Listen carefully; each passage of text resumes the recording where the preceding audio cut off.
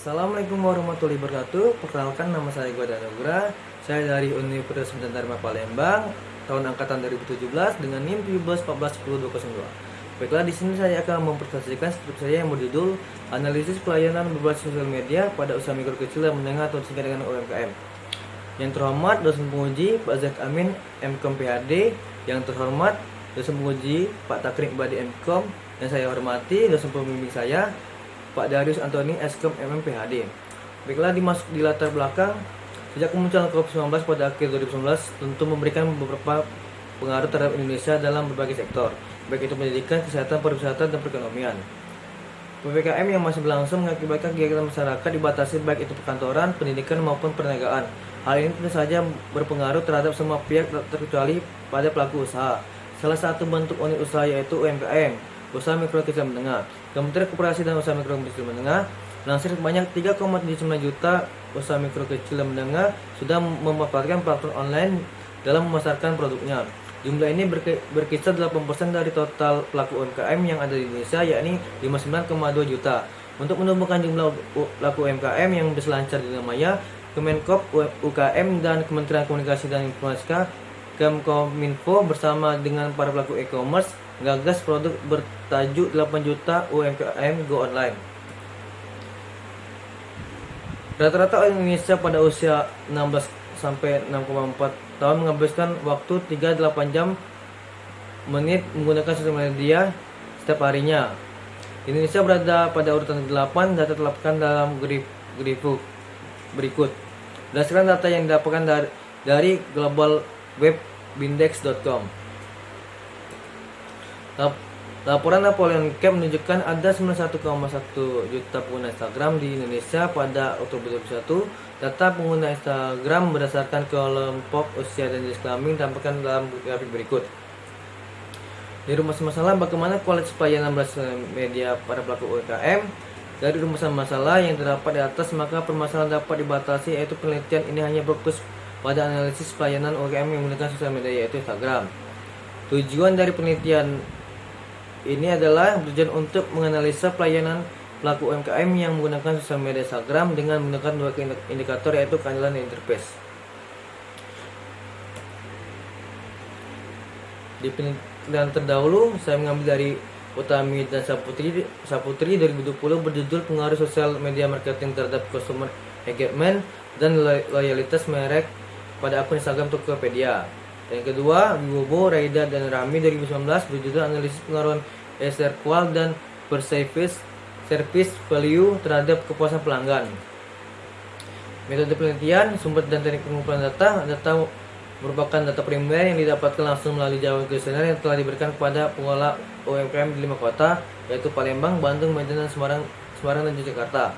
Definisi konseptual dalam merujuk pada kemampuan staf dari UMKM dalam menanggapi pembeli atau konsumen. Interface didefinisikan secara dari UMKM berinteraksi dengan pembeli atau customer. Definisi opsional, uji instrumen penelitian. Diuji validitas. Untuk mengukur validitas, pengukuran digunakan korelasi produk momen. Pengukuran dikatakan valid apabila Rx lebih besar dari L tabel atau doi toilet kurang lebih besar dengan 0,05. Uji reliabilitas, untuk menguji sejauh mana instrumen yang digunakan memberikan hasil yang relatif sama bila dilakukan pengukuran berkali-kali. Analisis deskriptif, tujuan untuk melihat secara singkat tentang bagaimana data yang kita miliki. Selanjutnya dilakukan perkategorian dari jawaban masing-masing responden terhadap variabel yang ada. Oke, ini hasil dan pembahasan di uji validitas dan uji reliabilitas. Selanjutnya, deskripsi data, rekomendasi kota, dan bidang usaha. Di sini analisis deskripsi jawaban responden dengan indikator A1, A2, A3 memiliki modus 3,0, 1,0, 4,0, 4,0. Yang di B2 indikator interface sampai B4 modusnya 2,0, 1,0, 4,0, 4,0.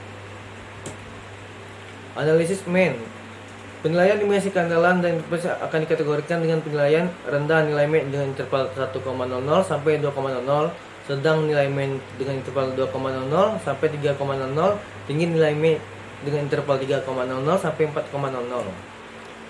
Analismen pada UMKM tiap kota Bandung. Kota Bandung memiliki rata-rata indikator keandalan 2,75 dan indikator interface 2,88. Di Kota Medan, rata-rata indikator keandalan 2,31, indikator interface 2,56. Di Kota Palembang, rata-rata indikator keandalan 2,62, indikator interface 2,97. Kota Semarang, rata-rata indikator interface 3,03, indikator interface pada Kota Semarang 2,90. Di Kota Yogyakarta, indikator keandalan rata-rata 3,02, indikator interface pada Kota Yogyakarta rata-rata 3,07. Analismen pada UMKM tiap kota.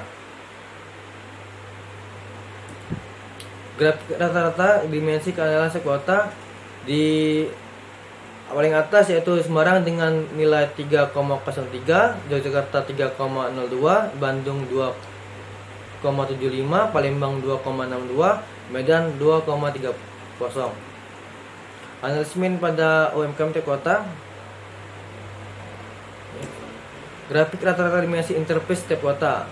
Di Yogyakarta peringkat pertama dengan 3,007, Palembang 2,97, Semarang 2,90, Bandung 2,88, dan Medan 2,56. Baiklah, masuk di kesimpulan. Pada dimensi keandalan indikator A2 yang berkaitan dengan respon dari UMKM mendapatkan nilai paling rendah untuk sekota. Dan pada dimensi di interface indikator B2 yang berkaitan dengan updating dan posting kala IG UMKM mendapatkan nilai paling rendah di sekota.